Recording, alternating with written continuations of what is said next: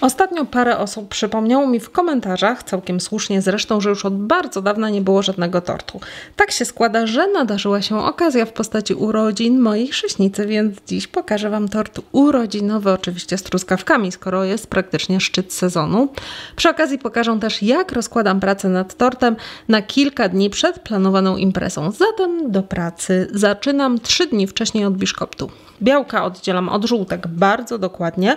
Przypominam, że jajka do biszkoptu powinny mieć temperaturę pokojową, czyli trzeba je przenieść do kuchni co najmniej godzinę wcześniej z lodówki albo ze spiżarni. I teraz białka ubijam najpierw jakieś 15-20 sekund na maksa, żeby się spieniły, potem przełączam na średni bieg i ubijam na sztywno. Powinno to zająć jakieś 2 minuty. Piana pod koniec ma być naprawdę sztywna, czyli jak wyjmę trzepak, to ślad po nim nie zasklepia się. I teraz powolutku dodaję cukier, można to zrobić po łyżce albo tak jak ja tutaj. Tutaj też dodajesz cukier waniliowy czy wanilinowy, jeśli używasz go zamiast ekstraktu waniliowego. Od momentu dodania całego cukru ubijam na średnich obrotach 8-10 minut mikserem planetarnym, a mikserem ręcznym jakieś 12 minut na najwyższych obrotach. W międzyczasie mąkę tortową wymieszam z budyniem waniliowym i płaską łyżeczką proszku do pieczenia.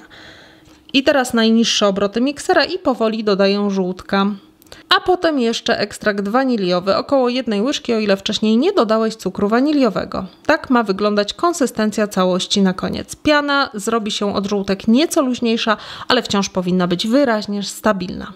No i przesiewam suche składniki nie za dużo naraz i mieszam delikatnie, ale dokładnie. Po wymieszaniu jednej partii dodaję kolejną porcję i tak do końca. A przesiewam, co i Wam radzę, bo mąka ziemniaczana z budyniu lubi się zbrylać i można jej nie rozmieszać nawet pomimo dobrego mieszania. A uprzedzając pytania, budyń w tym biszkopcie znalazł się z 2 powodów. Po pierwsze dla smaku, a po drugie z budyniem biszkopt będzie miał delikatniejszą strukturę, ale trzeba uważać, bo każdy kij ma 2 końce i taki biszkopt łatwo jest przesuszyć zbyt długim pieczeniem i wtedy jest naprawdę suchy, dosłownie jak wiór, dużo bardziej niż jakikolwiek biszkopt na mące pszennej wyłącznie.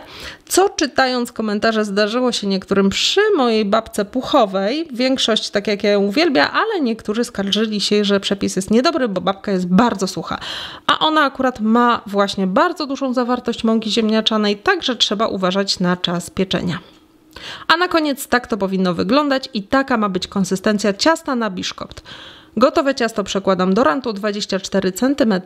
Całość po wyrównaniu wstawiam do nagrzanego piekarnika na drugi poziom od dołu, u mnie na jakieś 40 minut lub do suchego patyczka. Przypominam, że biszkopt pieczemy bez termoobiegu, chyba że nie masz innego wyjścia i opcji wyłączenia termoobiegu. Po upieczeniu biszkopt od razu wyjmuję z piekarnika i zostawiam w spokoju na 15 minut, a potem wyjmuję z formy i niech sobie stygnie. Kroić go będę jutro na 3 blaty. A ponieważ w planach mam też drobne dekoracje bezowe, a dokładnie beziki w różnych kształtach, one są następne w kolejności. I tutaj mam 4 duże białka, 160 g albo 2/3 szklanki. Ta szklanka ma 230 ml pojemności. Przelewam do metalowej miski. Miska może być też szklana i do tego cukier tym razem używam drobnego, bo zależy mi, żeby się szybko rozpuścił. Całość stawiam nad gotującą się wodą. Wody ma być niedużo. Nie może absolutnie dotykać spodu miski i ma się gotować powoli. Trzepaczką mieszam całość, żadnego ubijania. Tu chodzi tylko o to, by cukier rozpuścił się całkowicie w białkach. Na 2 rzeczy trzeba tutaj uważać. Po pierwsze, temperatura białek. Jeśli podgrzejesz za mocno, białka się zetną i zrobi się słodka jajecznica na białkach. W międzyczasie można też wodę wyłączyć albo nawet podnieść miskę do góry, aby spowolnić podgrzewanie, tylko uwaga, żeby się nie poparzyć. Druga rzecz to sprawdzanie, czy cukier się rozpuścił. Chwytam białko między 2 palce i sprawdzam, czy kryształki cukru są wyczuwalne.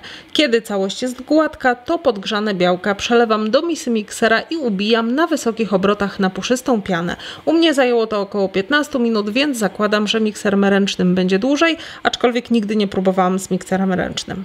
Gotową pianę przekładam do rękawów i wyciskam beziki różnej wielkości, różnego kształtu. Tutaj tylko 1 M z Wiltona i Teraz do reszty dodam odrobinę barwnika różowego w żelu, wymieszam i znów wyciskam. Te akurat tylko 6B, też z Wiltona i jeszcze okrągłe, te akurat można zrobić nawet tylko samym rękawem bez niczego. Kolor można też stopniować jeszcze dodatkowo poprzez dodawanie coraz większej ilości barwnika do bezy. Bezy suszę w 100 stopniach z termoobiegiem przez 2-3 godziny, to w zależności od wielkości bezików, ale też od piekarnika. Gdyby te białe bezy zaczęły żółknąć, to znaczy, że trzeba obniżyć jeszcze temperaturę i wtedy to można je suszyć już naprawdę długo, aż będą takie naprawdę bardzo suche. Jeśli zdecydujesz się przygotować bezy wcześniej, czyli tego samego dnia co biszkopt, zostaw je w zamkniętym piekarniku, aby nie odmiękły. Następnego dnia, czyli dzień przed imprezą, robię krem.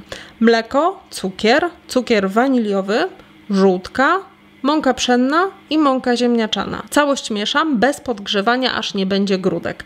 Dopiero kiedy wszystko się dokładnie wymiesza, można zacząć podgrzewać całość na małym ogniu, intensywnie mieszając do zagotowania. Potem budyń trzeba całkowicie wystudzić, przykrywając go folią, żeby nie zrobiła się skórka na wierzchu. Zimny budyń miksuję krótko, dolewam rozpuszczoną wcześniej, podkreślam, gorącą żelatynę i całość ponownie miksuję i jeszcze 2 serki mascarpone ucieram, tylko tyle, żeby się wszystko połączyło. Blat biszkoptu wkładam w rant, nasączam, u mnie jest to standardowo woda z cytryną i cukrem. Wykładam drobno pokrojone truskawki, ja wolę je kroić drobno, bo później łatwiej jest ukroić ładny kawałek tortu i te truskawki nie ciągną się za nożem. I połowa kremu.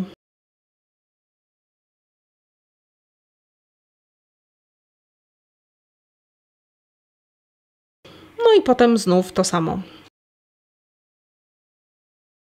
Całość ląduje w lodówce. Jeśli masz czas, to najlepiej na kilka ładnych godzin. Ja przekładam tort rano, a dekorowałam wieczorem, ale takie minimum to są 2-3 godziny. No i jeszcze krem na wierzch. Miało być prosto i lekko, ale przede wszystkim smacznie, więc u mnie będzie standard, czyli mascarpone ze śmietanką i rozpuszczoną białą czekoladą. Dodanie rozpuszczonej czekolady do kremu może nastręczać pewne trudności. Właściwie powinnam ją była wcześniej rozpuścić ze śmietanką, wtedy byłoby dużo prościej, więc uwzględnię to w przepisie do wydrukowania, który jest na orchideli.com. Całość pokrywam dwukrotnie. Najpierw z grubsza, cięższą warstwą, chłodzę 20-30 minut, krem w tym czasie też trzeba wstawić do lodówki i potem druga warstwa już grubsza, ostateczna. Krem jest przepyszny, to Wam gwarantuję, ale zauważyłam, że następnego dnia śmietanka i mascarpone już na brzegach zaczęły lekko żółknąć, czyli podsychać w sposób zupełnie dla nich naturalny, więc jest to krem, żeby tak jak u mnie wieczorem zrobić, następnego dnia zjeść, a nie tak, żeby przetrwał 100 lat, trzęsienie ziemi i wybuch wulkanu. Innymi słowy, jeśli potrzebujecie czegoś trwałego i stabilnego, to raczej trzeba wybierać krem na bazie masła do pokrycia tego tortu. I jeszcze odrobinę kremu zabarwię na różowo, tym samym barwnikiem co beziki wcześniej i dodam trochę koloru na boki.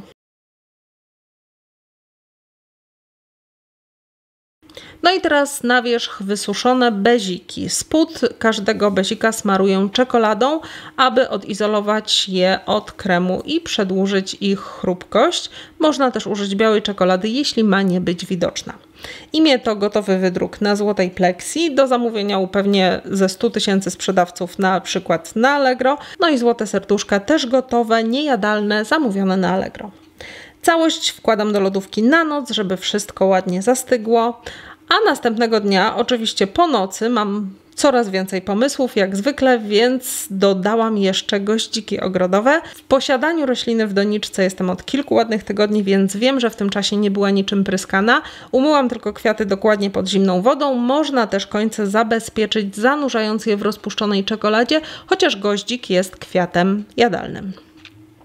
Po przemyśleniu sprawy na bokach, na dole dołożyłam jeszcze płatki migdałów, więc już niech naprawdę ktoś zabierze mi ten tort, zanim wpadnę na kolejne Bóg wie jakie pomysły. Na szczęście zabrali mi go niedługo potem, więc widzieliście wersję ostateczną, a tak prezentował się w środku. A więcej sprawdzonych przepisów znajdziesz w moich książkach. Do wszystkich przepisów w książkach dołączone są filmy. Kup pakiet już teraz na sklep.orchideli.com. Zapraszam serdecznie.